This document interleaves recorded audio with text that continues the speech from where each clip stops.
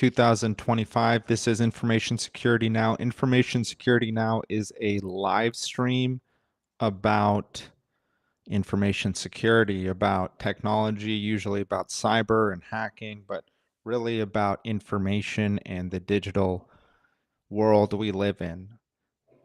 Today, there was actually a huge incident for most of enterprise in the sense of, and consumers probably felt it as well, through a AWS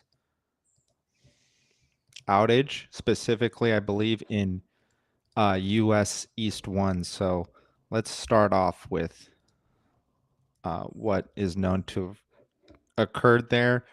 And Information Security Now is I don't want to say daily or weekly, but maybe what's the appropriate way? Maybe every 2 to 4 days we have a live stream. So we always keep up to date.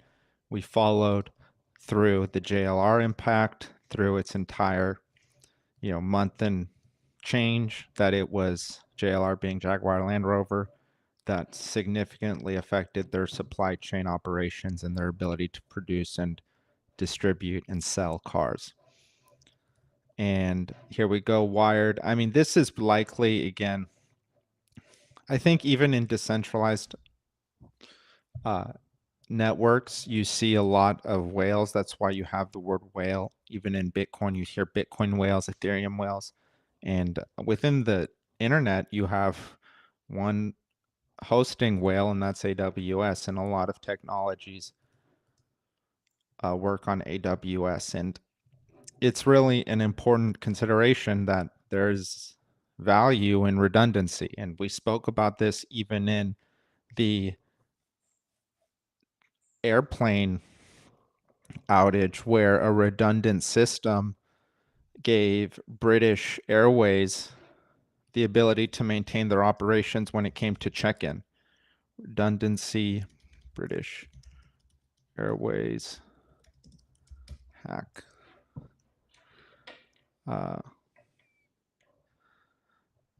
There was a hack recently, I believe, on British and European.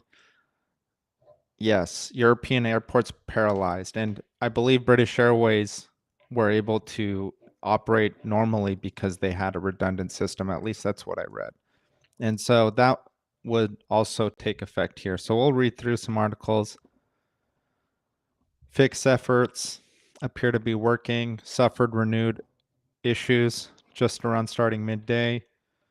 Progressing, and that it expected launch errors and network connectivity issues to subside. Fixing connectivity arose midday Monday Eastern Time hours after a major outage in the early hours of the day. Yes, it was huge. It was like in the middle of the night. Continued to apply mitigation steps for network load balancer health and recovering connectivity for most AWS services. So that is quite a time because of the location of that data center, US East 1. I believe those are in Virginia or Pennsylvania, somewhere in that area. And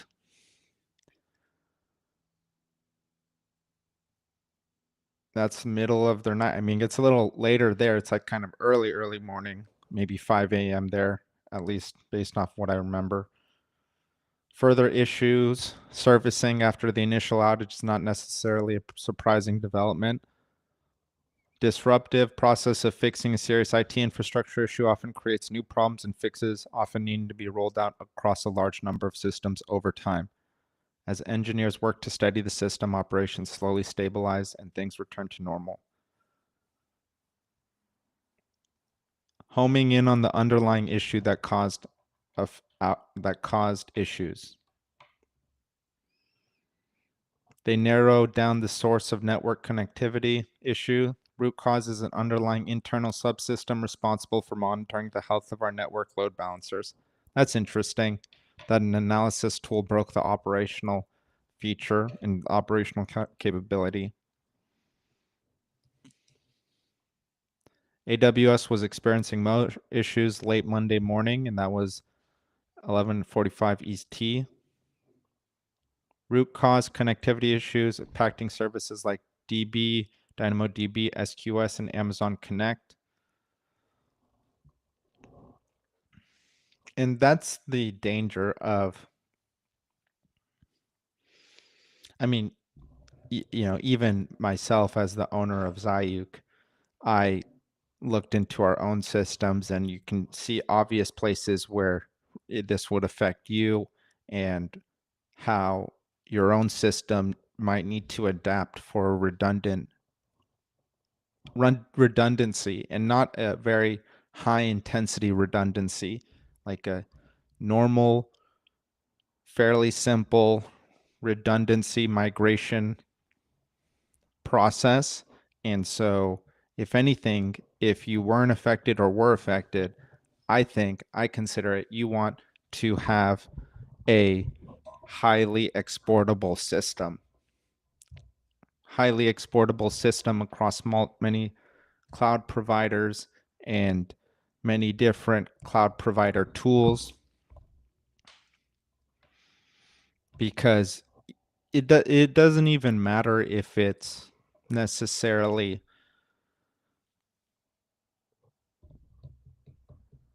the outage. Maybe that cloud provider's cost is getting too high, and for you to not be able to move that cost to another cloud provider that might be better, it's just not in your benefit.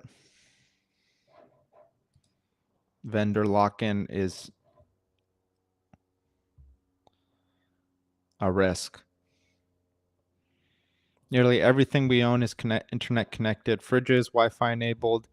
Billboards, meaning an AWS outage can disrupt large swaths of life. US East 1 region, multiple AWS services experience network connectivity issues. So it seems like it was US East 1, but it wasn't all their services. Early signs of recovery for the connectivity issues, and continuing to investigate the root cause.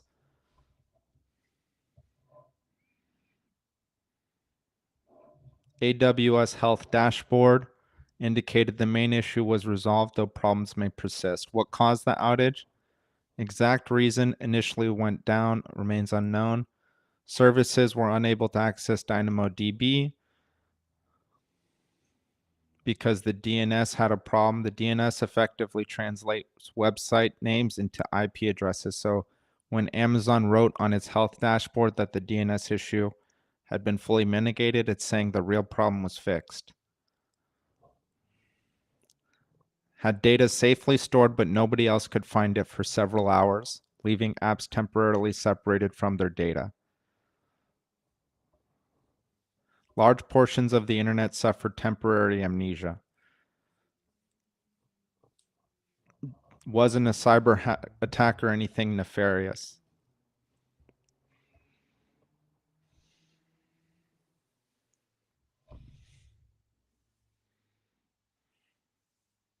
Amazon will likely at a later time explain what happened.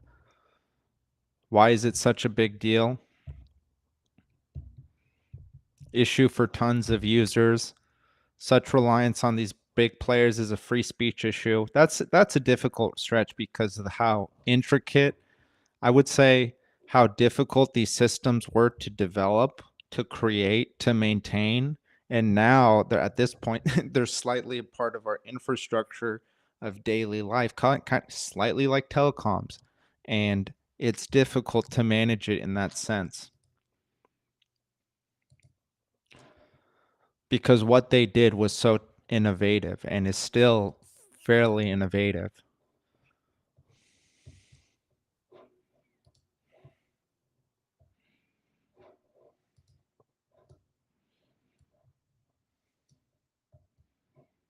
Okay, that was a very good article. Down Detector website received 6.5 million reports that more than 1,000 sites and services across the world were offline. Reported the problem at 3:11 a.m. ET. Operational issue affecting 14 different services in its center in Northern Virginia at US East 1 Region Center. I actually would like to see this center. US East 1 Region Center. I actually want to see what it looks like.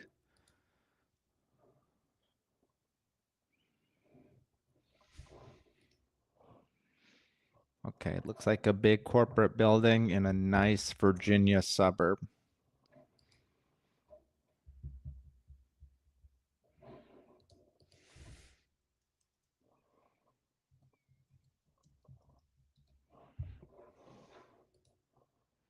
Yeah, it's just a huge, huge building. Three buildings. Pretty incredible. Pretty incredible. Okay. Snapchat, United, T-Mobile, Starbucks, McDonald's. Wow.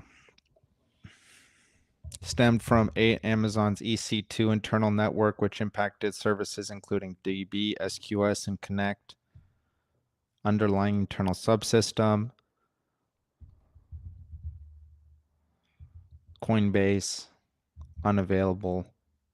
Trading app Robinhood, payments app Venmo, large learning app Duolingo also appeared to be experiencing issues on Monday. Uh, and I believe it's because US East 1 a lot of times has specific features, is more robust than other data centers, and is, I believe, more or less the default data center in the default region within AWS, which is why this was so pervasive. One thing I question is why some of these, I mean, just redundancy. Again, redundancy matters. It really can save. I mean, getting up and running and starting your business, sure.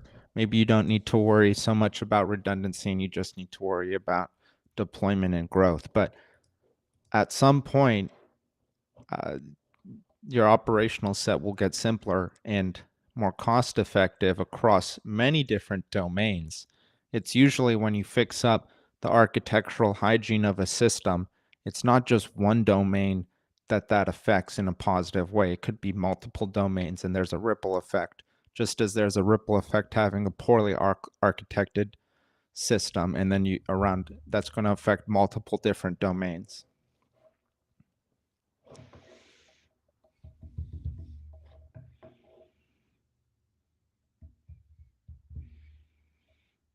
And I think just from those two articles, we've more or less gotten as much information. Zoom, Venmo, WhatsApp, many gaming, banking, social media, and consumer sites saw large spikes in reported outages. Instead of one company's website going down, they all crash at once. As a society, we're still learning how to deal with this. Yes. Well, as companies and corporations, the way to deal with that is to get a redundant system going across multiple regions. I mean, if you have the resources to maintain and deploy across multiple cloud environments, would even be more safe depending on which. I mean, for some companies and some company product suites, that's nearly impossible. I mean, the level of resources and the complexity of what they provide is so vast that to realistically do that is, I mean, you have to pick and choose which domains you want there to be redundant. And a lot of these consumer facing ones, if I was a bank, I'd really want my consumer app to be on, you know, at least duplicate regions and then or redundant regions, and depending on the level of complexity in certain systems, maybe even redundant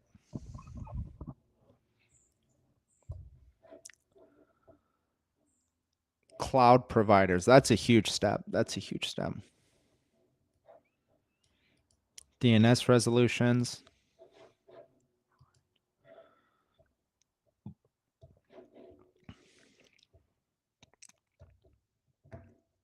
Roblox, Reddit, Coinbase. Huge, very pervasive outage.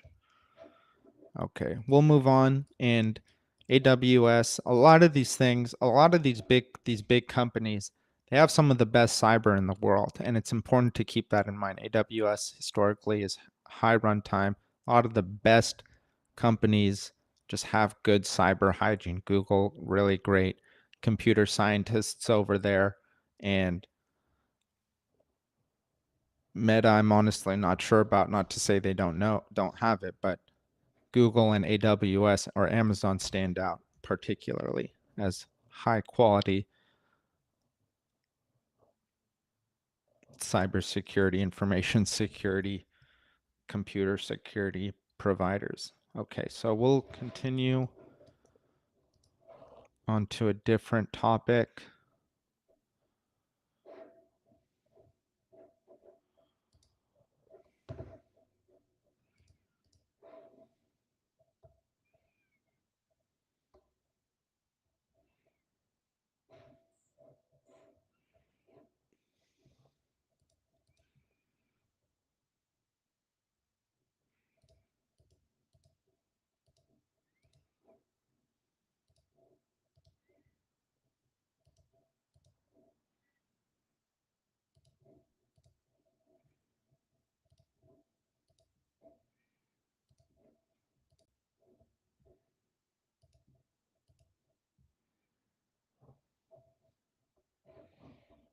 Okay. We spoke about Oracle EBS attack, and also these big companies are just have huge vectors of attack, huge domains to attack. So, Google just has a lot of products. AWS, I mean, AWS wasn't even a cyber hack, but Amazon has a lot of products. And what's the word? The domain, the area of attack is higher, and also the payoff is likely going to be higher too. So if you attack and are successful against one of the top companies, I mean, we saw a few years ago an individual who was just writing faulty invoices or fraudulent invoices to Meta and Google, and they were being filled out. And if you're successful, and that's a social engineering attack, that's not even through the computer.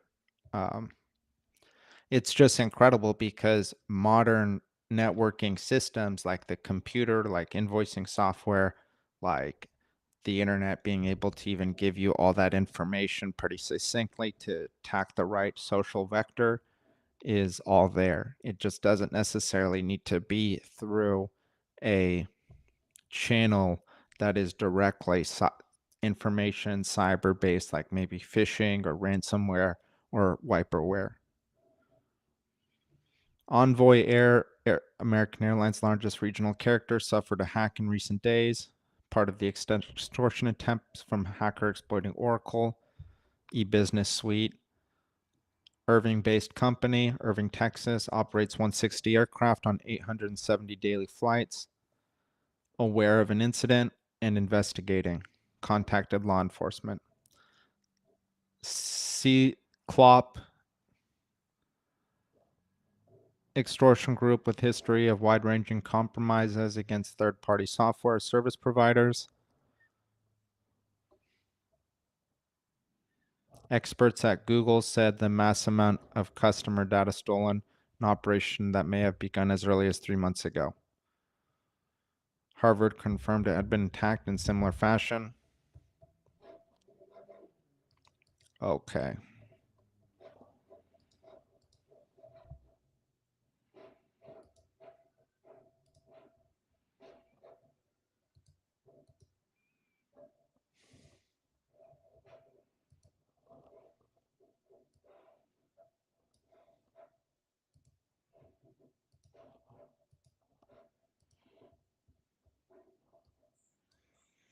Okay, so staying on that, American Airlines was listed last week on Tor-based leak of website of Clock ransomware group, claimed in the name of Clop, linked to a crime group known as Fin11, made public the allegedly stolen American Airlines data, which totals more than 26 GB of archive files. They targeted an Oracle EBS instance used by Envoy Air.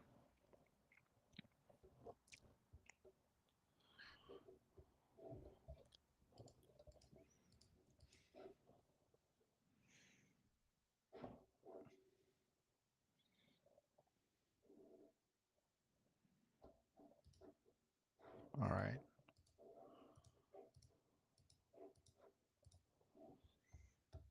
This is by Forbes. Gmail and Outlook users warned as image-based hack attacks surge in 2025. And I believe we spoke about this. Let's read this and then what I recollect about image-based attacks that we spoke about and how that relates to the agents, the virus agents in the Matrix. So reading this, increase in hack attacks, one vital setting to prevent being blocked out of their accounts, confirming that Outlook users must not open certain files. Security has never been more under the magnifying glass. Revealed how one seemingly harmless image file can slip past email security filters and get users to load malware or cough up their account password. New threat analysis, popularity of SVG image attacks. Threat intelligence report by Hawks Hunt revealed that while Gmail and Outlook users tend to be targeted differently by attackers, one stood out across both environments, SVG files as the basis of the attack. This individual previously wrote about the dangers of SVG email threats after an April threat intelligence report from Trustware highlighted a significant spike. Staggering 1,800% increase in early 2025 compared to data collected since April 2024. Made up 4.9% of all observed attachment-based phishing. So not too much. Peak at, oh wow, that was last year, July. Oh no, that was July of this year, and then March of this year was 15%.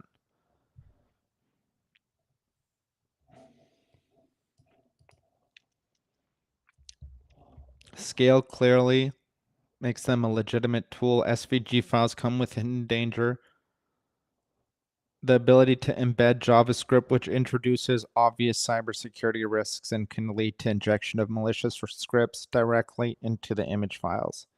And that is really interesting. And I mean, you get into, so Zayuk gets into, we have a photogrammetry feature and a 3D model feature, and we display 3D models. And you think about an SVG, now think about the complexity of a 3D model file. And then you think about the complexity of something like, I mean, what would the matrix be? The matrix is zeros and ones. That's also to a certain degree a 3D model file, a digital twin of some sorts. And the agents that are within the matrix are viruses and therefore are malware possibly. I haven't really checked it out in a long time, but you embed those viruses or that malware, and the end of the day, those are pieces of code for the matrix, and they just embody themselves in these agents. I believe they can transform very easily too. I'm not sure. I haven't watched the movie in a long time, but these attack vectors that you go into the matrix to go and do something, and the same with the internet. You go into the internet to go and do something, maybe interact with Gmail, maybe do a mobile application with your phone, maybe social media, whatever it is. And that embodiment of your experience is done in a set of zeros and ones code.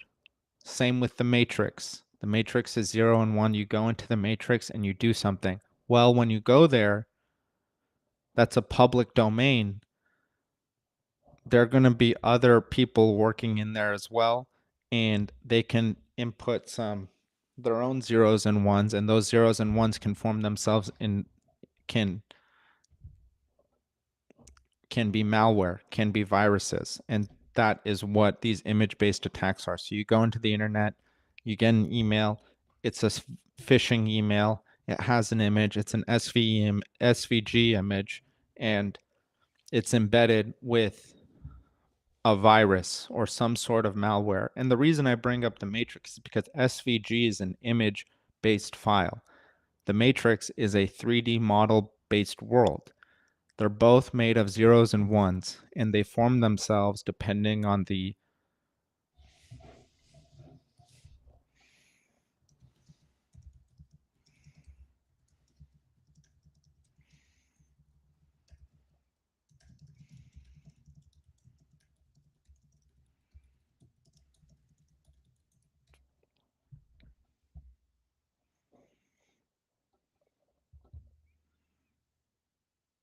Yes. So the file's name tells the computer what type of file it is. So .jpeg, .png, and how to interpret and render its content. So whether that's the matrix with its own sets of data or these SVG files, and then once your computer gets the call to interpret and render this SVG, that's going to manifest itself in a malware, and that's what occurs. Okay. Okay.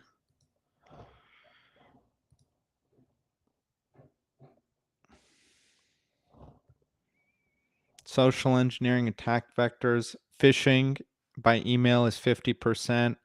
Spear phishing, pretexting 20%. Other just under 16. Smishing by SMS is like 8%. Vishing is like 5%. Deepfake enabled attacks, something like 3%. Deepfake enabled attacks are going to skyrocket for sure, especially as it gets better. And when I say it, I mean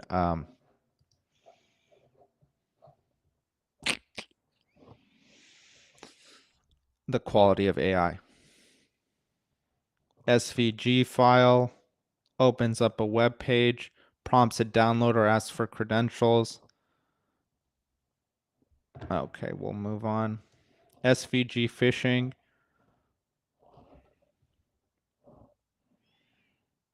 Altered deepfakes and other AI powered tools have drawn much of the attention. Bad actors still rely on tried and true.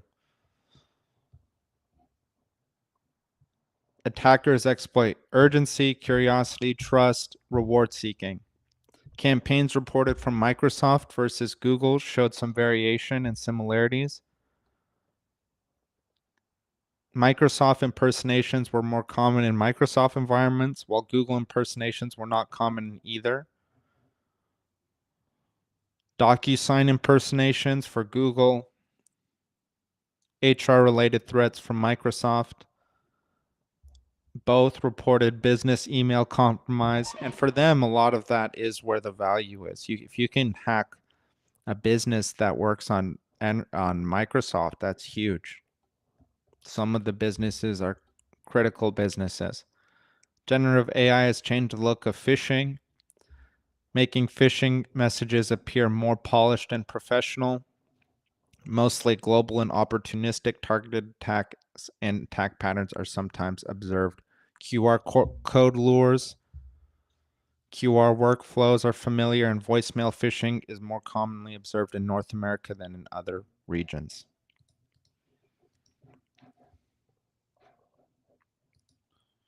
Okay.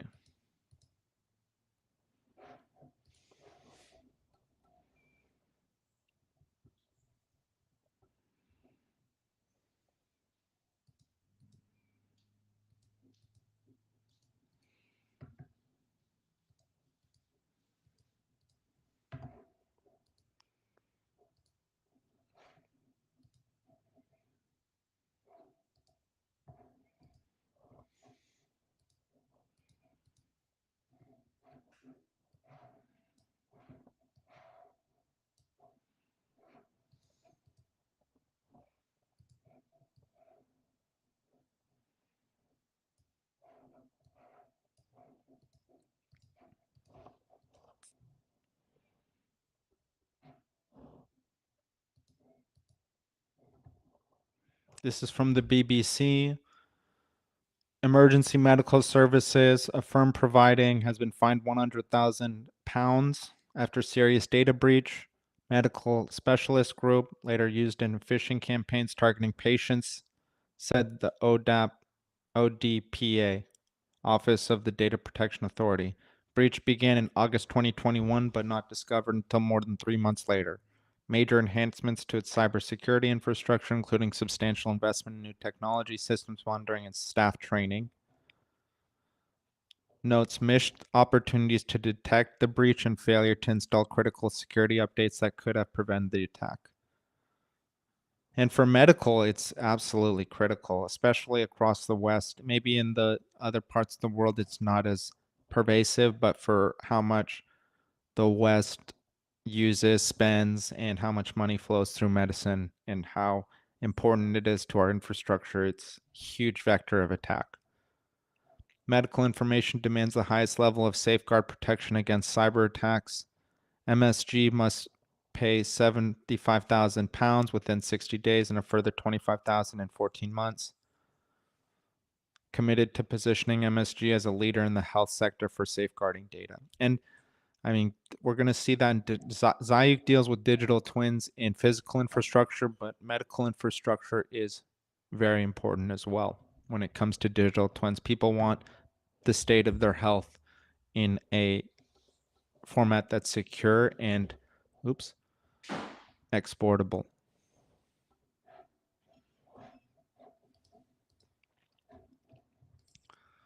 Okay.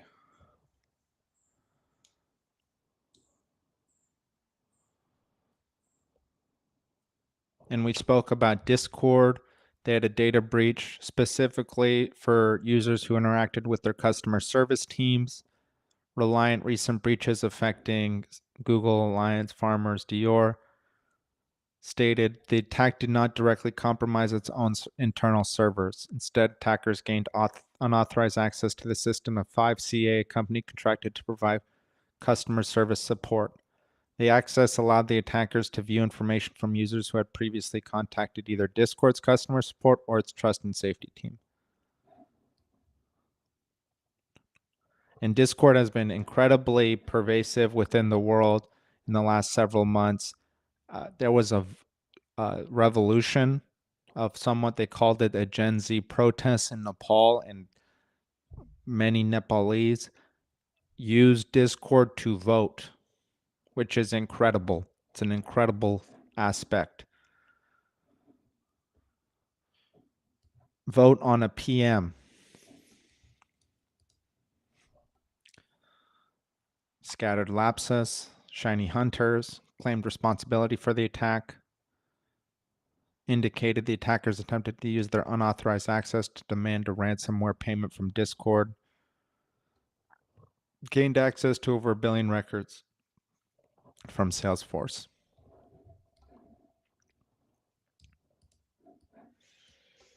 Immediately cut off 5CA's access to the system to prevent further unauthorized activity. Also initiated an internal investigation, engaging a digital forensics team to analyze the scope and nature of the breach. Several categories of sensitive information were not exposed. Full credit card numbers, unexposed CCV, user account passwords, or any activity or content outside of the specific conversations with customer support agents. Okay, and we spoke about that a few months ago.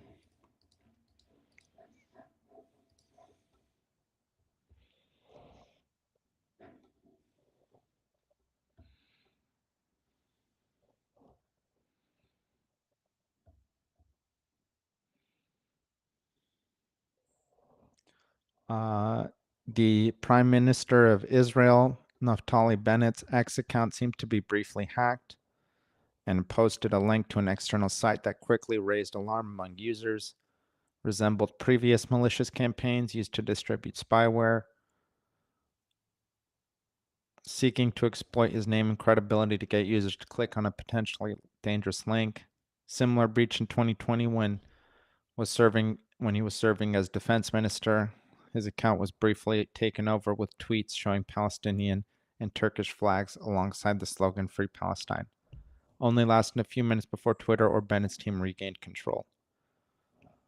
The goal of Sunday's attackers appeared to have been to sow confusion and take advantage of Bennett's public profile to spread fake links.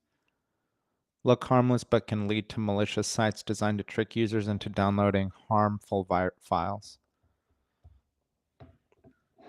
Cybersecurity specialists. These types of links are often shared through email, WhatsApp, or social media while pretending to come from legitimate sources. They advise users to inspect URLs carefully. Different passwords for each platform.